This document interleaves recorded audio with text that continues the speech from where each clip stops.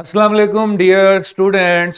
First year mathematics के साथ मैं हूं आपका instructor Abdul Manan. Chapter number 2 matrices and determinants हमने स्टार्ट किया हुआ है। जो हमारा लास्ट लेक्चर था वो इस चैप्टर के सेकंड एसएलओ से स्टार्ट हुआ था। Evaluate the determinant of a matrix using cofactor and its properties. Last lecture में हमने कोफैक्टर्स के साथ डिटर्मिनेंट्स को इवेल्युएट करना सीखा और कोफैक्टर्स का रिलेशन भी समझा। इस पे हमने वर्कशीट और क्वेश्चन बैंक भी सॉल्व किया। ये कुछ स्लाइड्स कल वाले लेक्चर की रिकॉल है, ये आप देख सकते हैं। माइनर क्या था? माइनर एक 3x3 मैट्रिक्स में से 2x2 मैट्रिक्स का डिटर्मिनेंट था। और कोफैक्टर क्या था? अगर उस माइनर को ओरिएंटेशन दे दें यानी कि प्लस माइनस के हिसाब से जज करें तो वो कोफैक्टर था। ठीक है जी। किसी भी 3x3 के डिटर्मिनेंट को कोफैक्टर्स में कैसे लिखा जा सकता है वो हमने देखा। फिर अगर 4x4 का आ जाता तो क्या होता, ये भी हमने देखा। कलेक्टिवली क्योंकि डिटर्मिनेंट को हम 9 जगह से एक्सपेंड कर सकते हैं तो इसलिए ये 9 रिलेशंस बन सकते थे। चलें जी, without wasting any further time आज का हम अपना लेक्चर शुरू करते हैं। लास्ट लेक्चर में कोफैक्टर्स थे, माइनर्स थे और उनको जोड़ के हम डिटर्मिनेंट बनाते थे। आज हम डिटर्मिनेंट को एक्सपेंड करेंगे। इस्तेमाल इसमें भी कोफैक्टर और माइनर्स ही हो रहे हैं, लेकिन डायरेक्ट करेंगे, जरा अपनी कैलकुलेशन को फास्ट अप करेंगे। ठीक है। जब भी आपने 3x3 के मैट्रिक्स को एक्सपेंड करना है तो सबसे पहले आपने डायरेक्शन सेलेक्ट करनी है। क्या मतलब डायरेक्शन सेलेक्ट करनी है? फॉर एग्जांपल ये मेरी फर्स्ट रो है तो मैं फर्स्ट रो से इसको एक्सपेंड करूंगा। कैसे एक्सपेंड करना है इधर देखिए।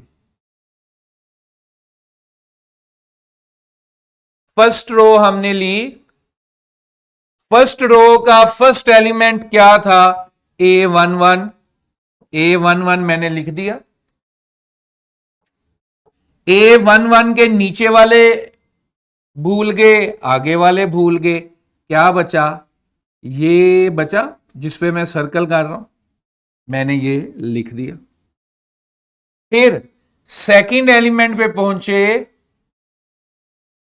सेकंड एलिमेंट था A12, मैंने लिख दिया। अब सेकंड एलिमेंट के साथ माइनस क्यों था? सेकंड एलिमेंट के साथ माइनस उसके कोफैक्टर की वजह से था। क्या मतलब? First row second column. तो जब आप इसका कोफैक्टर निकालोगे -1 raise to power row number plus column number, तो -1 रेज टू पावर 3 क्या आएगा? -1 आएगा। इसलिए जब भी हम सेकंड एलिमेंट पे पहुंचेंगे एक्सपेंड करते हुए तो हमने क्या लगाना है? माइनस का साइन यूज कर। मेरी बात समझ गए सब? जब आप कोफैक्टर्स की ओरिएंटेशन लिखते हैं तो सारे ही प्लस लिखते हैं क्योंकि माइनस ऑटोमेटिकली कोफैक्टर्स में इस्तेमाल हो जाता है, उसमें कवर हो जाता है। जब आपने एक्सपेंड करना है, कोफैक्टर का जिक्र नहीं करना, तो जब आप सेकंड एलिमेंट पे पहुंचेंगे तो माइनस लगाएंगे। और ये माइनस किस वजह से आया? -1 raise to power first row यानी कि 1 प्लस सेकंड रो यानी कि 2, second column sorry, -1 raise to power 3। अब इसी तरह थर्ड एलिमेंट पे आ जाएं। थर्ड एलिमेंट था A13, मैंने लिख दिया A13। थर्ड के नीचे वाला भूल गए, आगे वाला भूल गए, क्या बचा? A21, A31, A22, A32। अब इसके साथ प्लस की वही वजह है कि -1 raise to power row number plus column number. अब देखें इसमें प्लस आया तो यहां पे हमने प्लस यूज किया। इसी तरह इसके साथ भी प्लस आता है इसलिए ये प्लस है। क्लियर है? माइनस की जो लॉजिक है वो जब आप किसी दूसरी रो या किसी दूसरे कॉलम से या बीच में से कभी एक्सपेंड करें तो ये उसी तरह जज करनी। ये नहीं कहना कि जब सेकंड एलिमेंट पे पहुंचते हो किसी भी रो के या किसी भी कॉलम के तो माइनस लगा दो ना। जब आप जिस एलिमेंट पे पहुंचे उसके कोफैक्टर में अगर माइनस निकलता है बाहर तो माइनस लग जाएगा, अगर प्लस निकलता है तो प्लस लग जाएगा। ये नहीं कहेंगे कि हमेशा सेकंड के साथ माइनस लगेगा ना, कोफैक्टर्स को जज करेंगे। Got it student. अब ये तो सिंपल आपने एक्सपेंड कर ली है 2/2 के डिटर्मिनेंट्स। ये मेरे पास एक आंसर आ गया। Got it. तो जब आप एक्सपेंड करते हैं विदाउट इन्वॉल्विंग कोफैक्टर्स, डायरेक्ट करते हैं, तो हम इस तरह से इसको एक्सपेंड करते हैं। क्लियर है। एक 3/3 के मैट्रिक्स से जब डिटर्मिनेंट लेने गए तो 3 2/2 के डिटर्मिनेंट्स इन्वॉल्व हुए।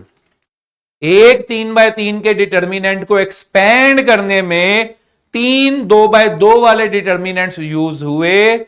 इसी तरह मुझे बताएं कि अगर एक 4/4 वाले मैट्रिक्स का डिटर्मिनेंट हम लेंगे, 4/4 मैट्रिक्स का अगर डिटर्मिनेंट हम लेंगे तो उसमें कितने 3/3 के डिटर्मिनेंट्स इन्वॉल्व होंगे? बताइए जरा रेहान। एक 4/4 के डिटर्मिनेंट में 3/3 वाले कितने डिटर्मिनेंट इन्वॉल्व होंगे? शाबाश, शाबाश। एक 4/4 में 4 3/3 वाले, एक 3/3 में 3 2/2 वाले। ठीक है। अच्छा, ये तो एक्सपेंशन है। ये मैं फर्स्ट रो से भी कर सकता हूं, ये मैं फर्स्ट कॉलम से भी कर सकता हूं, ये मैं सेकंड रो सेकंड कॉलम या थर्ड रो थर्ड कॉलम से भी कर सकता हूं। प्लस माइनस मैंने कोफैक्टर से लगा लिए। बाकी जिस एलिमेंट को मैं सिलेक्ट करूंगा उसके वाला कॉलम और उसके वाली रो को भूल जाना है, बाकी जो बचेगा उसको लिख लेना है। समझ के बात को? आगे चलें जी। अच्छा जी, हाँ जी रेहान बोलिए, क्या क्वेश्चन है? किसी भी रो या यस यस, किसी भी रो और किसी भी कॉलम को आप एक्सपेंड कर सकते हैं। फॉर एग्जाम्पल अगर मैं यहां पे पेज ऐड करके एक आपको एग्जाम्पल मजीद सॉल्व कर दूं, लेट्स से मेरे पास यही है A11 A12 A13 21 22 23 31 32 33। अब आपने सिलेक्ट किया है second row. Let's say second row का फर्स्ट एलिमेंट क्या है? 2 1। इस कॉलम को खा गए, इस रो को खा गए, बाकी क्या बचा? A12 A13 A32 A33। फिर इसके साथ प्लस आएगा या माइनस आएगा, तो ये इधर रफ वर्क में कर लेते हैं। -1 जब कोफैक्टर लेते हैं तो -1 लगाते हैं। Second row first column -1⁻³ minus का साइन आया, वो माइनस का साइन इधर हमने लिख दिया। अब इसके सेकंड एलिमेंट पे पहुंचे, सेकंड एलिमेंट है 2 2। ये वाला कॉलम भूल गए, ये वाली रो भूल गए, क्या बचा? A11 A31 A13 A33। Got it.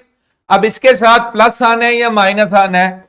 Second row second column select किया था, -1⁻⁴, ये +1 आ गया, प्लस लगा दी। इसी तरह जब आप इसके तीसरे एलिमेंट पे पहुंचेंगे तो वो होगा A23, उसके साथ माइनस आएगा as per the principle we have just learned. और इसके अगर कीमतें लगाएंगे तो A11 A31 A13 and A33। Sorry, ये नहीं आएगा, माय बैड। ये खा जाना है तो क्या बचा? A12 बचा और A32 बचा। Got it. ठीक है। yes, तो प्लस माइनस की साइंस भी आपको समझ आ गई कि एक्सपेंशन करते वक्त प्लस माइनस कैसे लगाना है, और आप इसे किसी भी जगह से एक्सपेंड कर लें, कॉलम से, रो से, डिटर्मिनेंट हमेशा क्या रहेगा, determinant is always the same.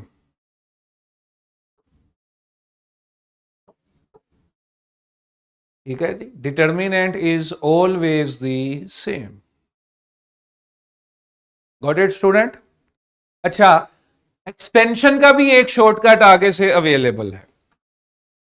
जब हम एंट्री टेस्ट में जाते हैं तो वो तरीका हम यूज करते हैं, वो तरीका भी हमारी किताबों में ही मौजूद तरीके से इवॉल्व हुआ है, वो जरा ज्यादा क्विकर है। जब आपके पास न्यूमेरिकल डिजिट्स इन्वॉल्व हैं, नंबर्स इन्वॉल्व हैं, तो बजाय फिर हम इस तरह से एक्सपेंड करें, हम जरा वो शॉर्टकट अप्लाई करते हैं। आइए जरा उस शॉर्टकट को देखते हैं। 2/2 का तो आप सबको पता है ना, principal determinant minus secondary determinant, product of principal diagonal elements. ठीक है जी, प्रिंसिपल डायगोनल के एलिमेंट्स को मल्टीप्लाई किया माइनस सेकेंडरी डायगोनल के एलिमेंट्स को मल्टीप्लाई किया, ये तो आप सब जानते हैं। जब आपने 3/3 में आना है, जब आपने 3/3 में आना है, तो 3/3 में आपने क्या करना है बच्चों, ये देखो, पहले 2 कॉलम्स रिपीट करके लिख लेने हैं ऐसे। जब हमने 3/3 का डिटर्मिनेंट लेना है तो पहले 2 कॉलम्स मैंने रिपीट कर लिए, जहां पर मेरे 3 कॉलम खत्म हुए उसके बाद 2 कॉलम्स पहले और दूसरे वापिस आ गए। अब मेरे पास कलेक्टिवली 5 कॉलम्स हैं। Got it student? अब इसमें से हमने अपने मेन डायगोनल्स पहचानने और सेकेंडरी डायगोनल्स पहचानने। ये देखें,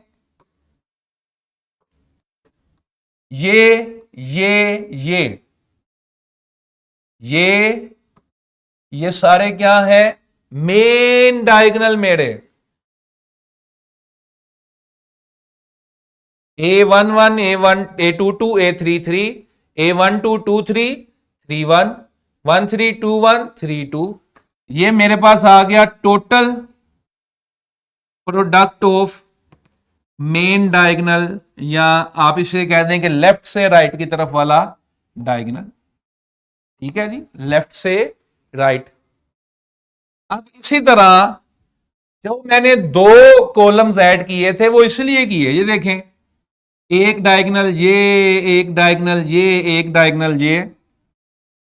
माइनस करना था तो सारों के साथ माइनस लगा दिए मैं, या सेंटर में माइनस डाल दें और ब्रैकेट डाल के प्लस लिख दें, या सारों के साथ माइनस लिख दें, सेम थिंग। सारों के साथ माइनस इसलिए लिखा ताकि वो माइनस वाला कंसेप्ट भी हमारा चलता रहे, जिंदा रहे। ठीक है जी, गॉट इट स्टूडेंट? समझ आई मेरी बात?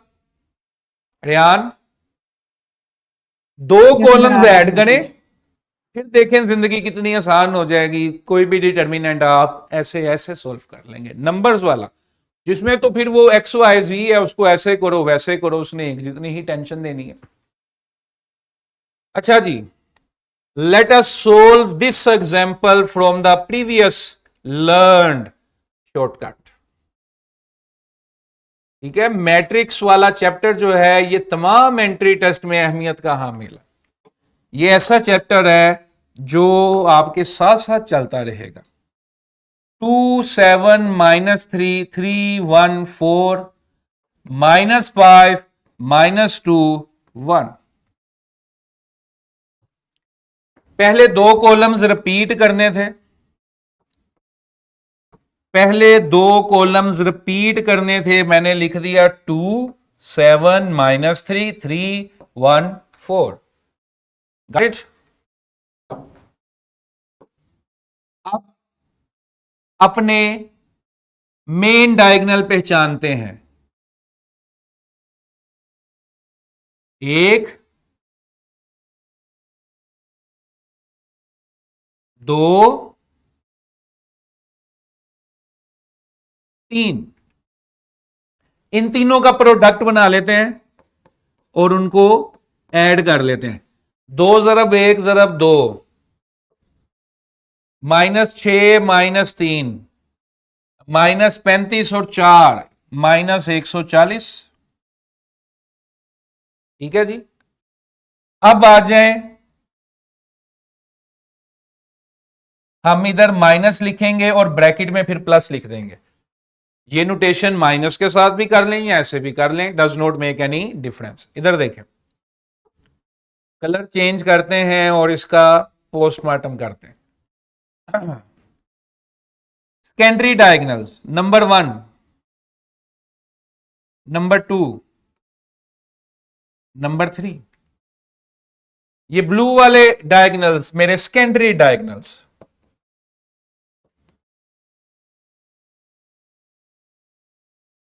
अच्छा जी, -5 ज़रब 1 ज़रब -3 15, 2 ज़रब -2 -4 जमा 4 -16, 3 7 21 21 1 21। ठीक है जी। ये मेरे पास अब क्या आ गया, ये मेरे पास आ गया 2 जमा 18 -140 15 -16 जमा 21। ये आ गया -120 और ये आ गया +20। और जब इसे एक्सपेंड किया तो ये टोटल आंसर मेरा आ गया -140। Got it student? दो कॉलम्स ऐड किए, sum of product of principal diagonal elements minus the sum of product of secondary diagonal elements.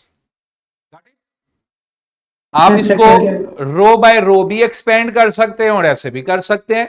ये जरा थोड़ा सा आसान है जब आपने क्विक कैलकुलेशन करनी है, टाइम कम है।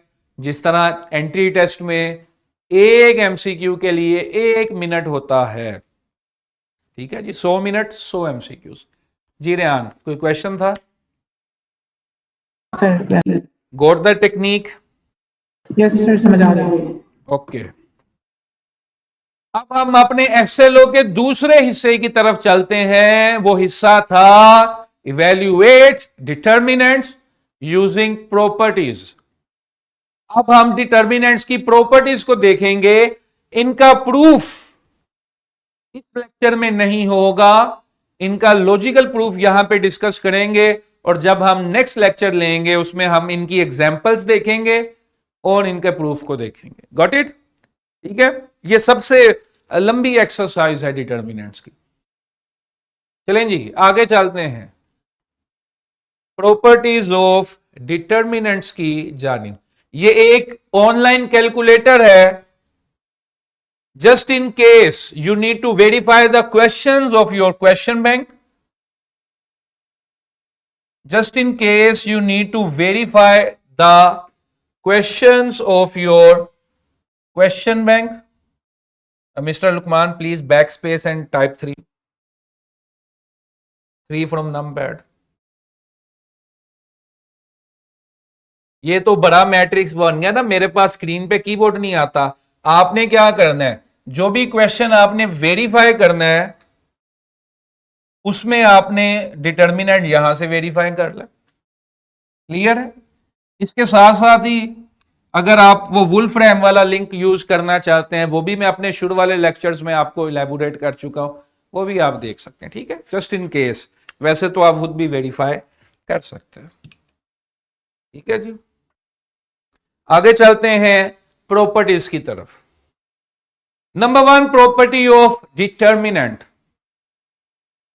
किसी भी मैट्रिक्स से डिटर्मिनेंट को आप सोल्व करें या उस मैट्रिक्स के ट्रांसपोज से आप सोल्व करें, रिजल्ट हमेशा सेम रहता है। उसकी वजह क्या है? जो कोफैक्टर इधर से निकलेगा वही उधर से भी निकलेगा। समझ गए बात को? कि प्रोडक्ट जो है, कोफैक्टर्स जो हैं वो सेम रह रहे हैं, कोफैक्टर्स में तब्दीली नहीं आई। तो कोफैक्टर में तब्दीली अगर नहीं आई तो डिटर्मिनेंट में कैसी तब्दीली? ठीक है जी। तो किसी भी मैट्रिक्स का ट्रांसपोज लें या डिटर्मिनेंट लेके ट्रांसपोज लें, बात एक ही है, वो मैट्रिक्स बदलेगा नहीं। ठीक है, अगर मैं इसको करेक्ट कर दूं जुमले को, तो डिटर्मिनेंट ऑफ अ मैट्रिक्स और determinant of the transpose of the matrix are same. ठीक है जी, मैट्रिक्स को पकड़ें या उसके ट्रांसपोज को पकड़ें, डिटर्मिनेंट दोनों का हमेशा सेम होगा। Got it student? ठीक है, एक एग्जांपल आपके लिए छोड़े जा रहा हूं, इसे वेरीफाई कर लीजिएगा।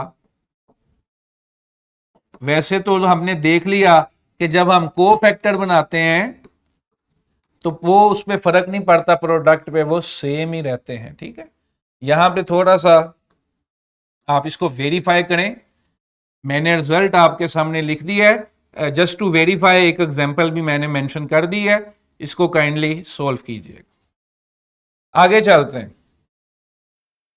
जब भी आप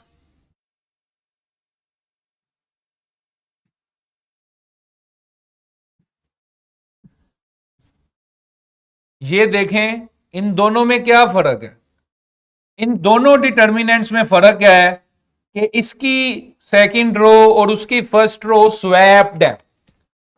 जहां पे उसकी फर्स्ट रो है इसकी सेकंड रो है, जहां पर इसकी सेकंड है उसकी फर्स्ट है। तो जब आप इस तरह से करते हैं कि किसी भी 3/3 के डिटर्मिनेंट में दो रोज या दो कॉलम्स को स्वैप करते हैं, तो डिटर्मिनेंट में नेगेटिव साइन की चेंज आ जाती है। इसमें स्टूडेंट जो मेजर मिस्टेक करते हैं कि अपने क्वेश्चन को सिंपलीफाई करने के लिए कोई सी भी दो रोज को इंटरचेंज कर लेते हैं। रोज हमेशा कौन सी होंगी? कंसेक्यूटिव।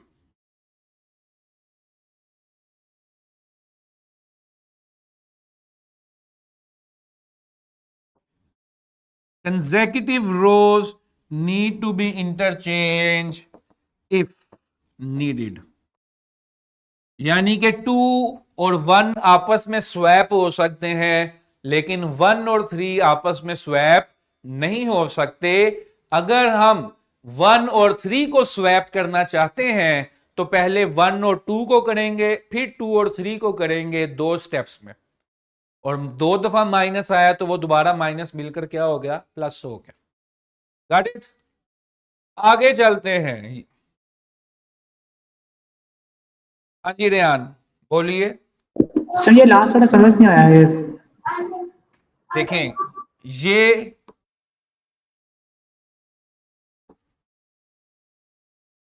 ये दो रोज कंसेक्यूटिव है, साथ साथ है ना? Yes sir. उसके बाद वो है, उससे पहले वो है, तो ये दोनों इंटरचेंजेबल हैं, इनको आप स्वैप कर लो। लेकिन अगर आप कहो कि मैं ये पहले और तीसरे वाले को एक ही बारी में स्वैप करना चाहता हूं, तो ये मुमकिन नहीं है। इसकी बैकग्राउंड में आपको एक स्टेप एक्स्ट्रा करना पड़ेगा। क्या? पहले 1 और 2 को स्वैप करना पड़ेगा, फिर 2 और 3 को स्वैप करना पड़ेगा। ठीक है, मेरी बात समझ रहे हैं मैंने क्या कहा? यस सर समझ आ गई। यानी कि इसको नीचे से ऊपर लाना है तो ये एक स्टेप में ऊपर नहीं आ जाएगी कि तीसरे नंबर से दो एक ही स्टेप्स स्टेप लगेंगे। किया तो पहले नंबर पे आ गई ना, इसको 2 स्टेप्स लगेंगे। ठीक है, पहले 2 और 3 को करें अगर इसको ऊपर लाना है, पहले 2 और 3 को करें अगर इसको ऊपर लाना है, पहले ये दोनों हुए फिर वो हो गए, जो आपकी रिक्वायरमेंट है उसके मुताबिक। बस जितनी दफा करेंगे उतनी दफा माइनस का साइन बाहर लगेगा। ठीक है, 3 दफा करें 4 दफा करें, जितनी मार्क करें माइनस माइनस लगाते जाए। नेक्स्ट प्रॉपर्टी है, इफ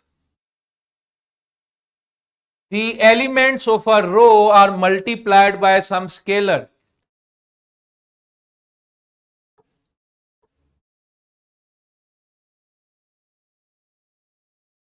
जब ये k मल्टीप्लाई करेंगे और आप इसकी कोफैक्टर फॉर्म लिखेंगे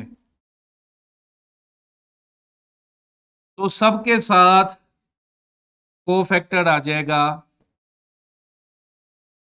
k b1 a2 k c1 a3। समझ रहे हैं कि अगर आप किसी एक रो या कॉलम के साथ कोई नंबर मल्टीप्लाई करेंगे तो जो उस डिटर्मिनेंट की कोफैक्टर फॉर्म होगी, उस कोफैक्टर फॉर्म में वो नंबर नुमाया हो जाएगा, वो नजर आएगा। जब नजर आएगा तो फिर आप उसको क्या करोगे, कॉमन ले लोगे। जिस तरह यहां पे मैंने कॉमन लिया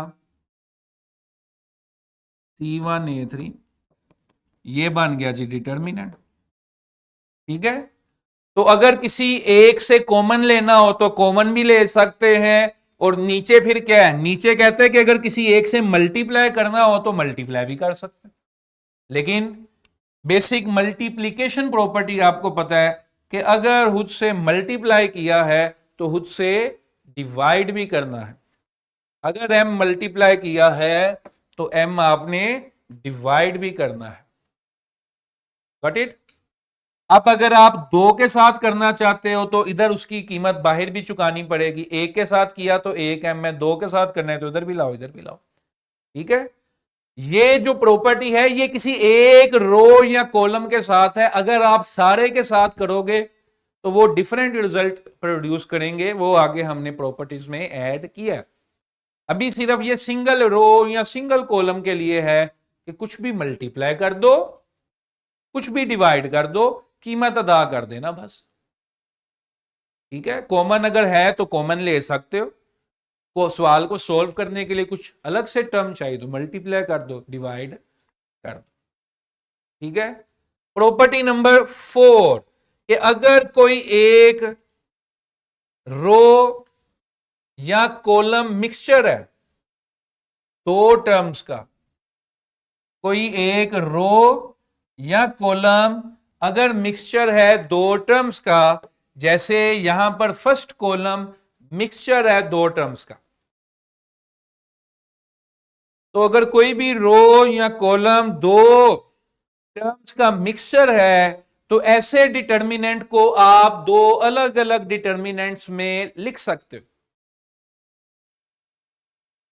समझ रहे? अब इसको वाइस वर्सा अगर ट्रेस करें तो क्या मतलब है कि अगर कोई दो डिटर्मिनेंट्स ऐड या सब्ट्रैक्ट हो रहे हैं और उनमें डिफरेंस किसी एक स्पेसिफिक रो या किसी एक स्पेसिफिक कॉलम का है, तो आप बाकी कॉलम्स या रोज को ना छेड़े, उस एक कॉलम या रो को अगर प्लस हो रहे थे तो प्लस कर दें, माइनस हो रहे थे तो माइनस कर दें। समझ गए? तो एक कॉलम या रो अगर दो एलिमेंट्स का मिक्सचर है तो उससे दो नए डिटर्मिनेंट्स बन जाएंगे जिसमें वो दोनों टर्म्स अलग अलग होगी, बाकी सब कुछ क्या रहा, सेम रहा। Rehan, is that clear? Yes sir, clear. हाँ, इनका अगर मैं यहां पर ही प्रूफ करना शुरू करूंगा विदाउट सॉल्विंग क्वेश्चन तो एक एक प्रॉपर्टी के प्रूफ पे ही 15-15 मिनट लग जाएंगे। तो एक लेक्चर में सिर्फ दो प्रॉपर्टीज हो सकेंगे। अब आज आपने इनको देख लिया, थोड़ी सी लॉजिकल अंडरस्टैंडिंग बना ली, कल जब मैं इसके क्वेश्चंस करूंगा तो आपको समझ आ जाएगा। ठीक है, गॉट इट? ले जी, ये फेवरेट होती है बच्चों की प्रॉपर्टी, इससे हमारे ज्यादातर क्वेश्चन सोल्व होते हैं। हमारी जदोजहद का मकसद ये होती हैं चीजें। तो बड़ा सिंपल सा है, किसी एक मैट्रिक्स में अगर कोई एक रो या कॉलम नल है, सिफर है, आप उसको वहीं से एक्सपेंड करना शुरू कर दें जहां से वो 0 0 है। तो जब उसके को फैक्टर्स का फॉर्मेट लिखेंगे 0 मल्टीप्लाई बाय को फैक्टर, 0 मल्टीप्लाई बाय को फैक्टर, 0 मल्टीप्लाई बाय को फैक्टर, रिजल्ट क्या आएगा, 0। समझ गए? तो कोई एक रो या कोई एक कॉलम अगर आप 0 कर देते हैं बाय एनी मीन तो रिजल्टेंट डिटर्मिनेंट आपके पास हमेशा 0 आएगा। Got it? इसी तरह इसी प्रॉपर्टी का एक दूसरा रुख भी है कि अगर कोई से दो कॉलम्स या कोई सी दो रोज आइडेंटिकल हो जाए, जिस तरह मैं कंडीशन लगा देता हूं अगर कि जी ये जो मेरा मैट्रिक्स है इसमें C2 और C3 की एंट्री सेम है, इनकी पीछे वैल्यू सेम है इन वेरिएबल्स की, तो अगर कोई से दो कॉलम्स या कोई सी दो रोज जीरो हो, आइडेंटिकल हो, कोई से दो कॉलम्स या कोई सी दो रोज अगर आइडेंटिकल हो तो डिटर्मिनेंट क्या आता है? जीरो आता है। वजह क्या है कि जब दोनों एक जैसी हो गई तो मैं उनको माइनस कर दूंगा, वहां पे जीरो आ जाएगा किसी एक के पास, जीरो से एक्सपेंड करूंगा, जीरो हो जाएगा। ठीक है, गॉट इट? आगे डायगोनल मैट्रिक्स, नाइन्थ क्लास में हम सब ने डेफिनेशन पढ़ी। अ diagonal matrix is a square matrix in which at least one of the diagonal entry is non zero. ये नाइन्थ क्लास की डेफिनेशन, नाइन्थ क्लास का चैप्टर नंबर 2, उसमें हमने सीखी कि एक ऐसा स्क्वायर मैट्रिक्स जिसका एट लीस्ट एक डायगोनल एलिमेंट जो है वो नॉन जीरो हो, उसे हम डायगोनल मैट्रिक्स कहते हैं। और अगर सारे डायगोनल एलिमेंट्स एक जैसे हो तो उसे क्या कहते थे ध्यान? अगर सारे diagonal identity. Scalar, scalar identity तब कहते थे अगर वन हो सारे, सारे वन वन। और अगर सारे वन के अलावा और एक जैसे हैं वो स्केलर। तो डायगोनल मैट्रिक्स का कैसे लेते हैं डिटर्मिनेंट? सिंपल, डायगोनल एलिमेंट्स को मल्टीप्लाई कर दो। अगर इस पे आप वो डायगोनल वाली अप्रोच भी लगाएं तो फिर भी यही जवाब आएंगे। Got it? तो determinant of any diagonal matrix, scalar matrix, is the product of its diagonal entries. मेरा एक क्वेश्चन है, यहां पे मैं लिख रहा हूं, is determinant of every identity matrix is same or not?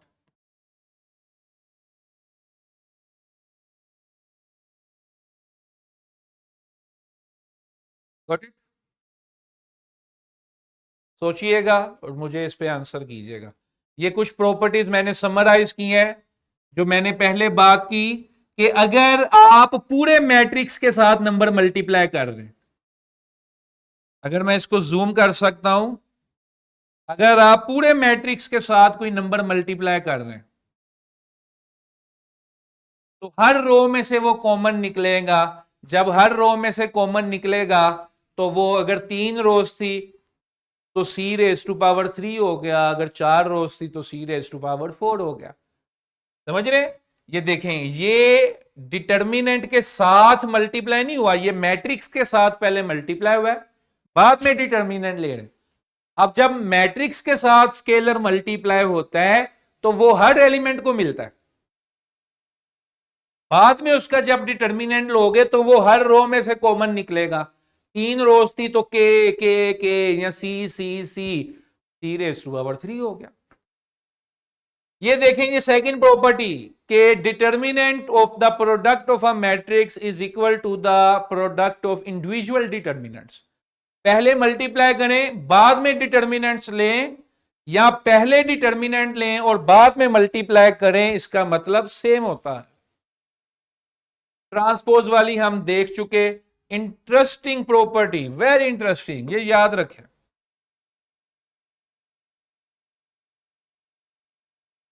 Determinant of inverse of a matrix is equal to the 1 hour determinant of that matrix. Yes, किसी मैट्रिक्स का इनवर्स लें और डिटर्मिनेंट लें तो आप देखेंगे ये ओरिजिनल डिटर्मिनेंट का रेसिप्रोकल निकलेगा। Determinant of inverse of a matrix is the reciprocal of the determinant of the original matrix. ठीक है जी, that is it for today. I would like कि आप वर्कशीट को देखें। वर्कशीट मैंने इंट्रो के हिसाब से ही बनाई है। जो प्रॉपर्टीज मैंने डिस्कस की हैं, इन प्रॉपर्टीज पे छोटे छोटे एमसीक्यूज हैं। जिस तरह ये एक मेरे सामने एमसीक्यू है, if 2 rows or columns of a matrix are identical, what is the determinant of the matrix? Rayan? Sir 0। 0। तो इसी तरह ये छोटे छोटे सवाल भी हैं। अच्छा कि के मल्टीप्लाई कर दिया और उसका डिटर्मिनेंट के था। इधर देखें यार, एक 3/3 का मैट्रिक्स है जिसका डिटर्मिनेंट है के। 3/3 का मैट्रिक्स है जिसका डिटर्मिनेंट क्या है, के। 2a का डिटर्मिनेंट क्या होगा, तो 2 जब मल्टीप्लाई कर दिया तो 2 सारों के पास चला गया। जब कॉमन लिया तो तीनों रोज में से कॉमन आया 2⁻³ के, यानी कि 8 के। समझ गए, क्योंकि पूरे मैट्रिक्स के साथ मल्टीप्लाई हुआ इसलिए तीनों रोज में से कॉमन निकलेगा। अगर किसी एक रो या कॉलम के साथ होता है तो सिर्फ उसमें से कॉमन निकलता है, वो सिंगल टाइम प्रोड्यूस होता है। लेकिन अगर आप पूरे मैट्रिक्स के साथ मल्टीप्लाई करेंगे तो वो तमाम रोज में से जो है वो कॉमन निकलेगा। ठीक है। इसी तरह क्वेश्चन बैंक भी जो है वो भी बिगिनर्स लेवल पे है, क्योंकि अभी हमने इन प्रॉपर्टीज पे क्वेश्चंस नहीं किए या कोई डिटेल्ड एक्सरसाइज नहीं सॉल्व की। तो आप इस क्वेश्चन बैंक को देखें, छोटे छोटे सवाल हैं, एक एक प्रॉपर्टी अप्लाई करनी है, प्रॉपर्टी भी आपको समझ आ जाएगी और रिजल्ट आपने निकाल। ठीक है जी, इसी के साथ इजाजत दें, कल मुलाकात होगी इन प्रॉपर्टीज के प्रूफ्स और क्वेश्चंस के साथ। बहुत शुक्रिया।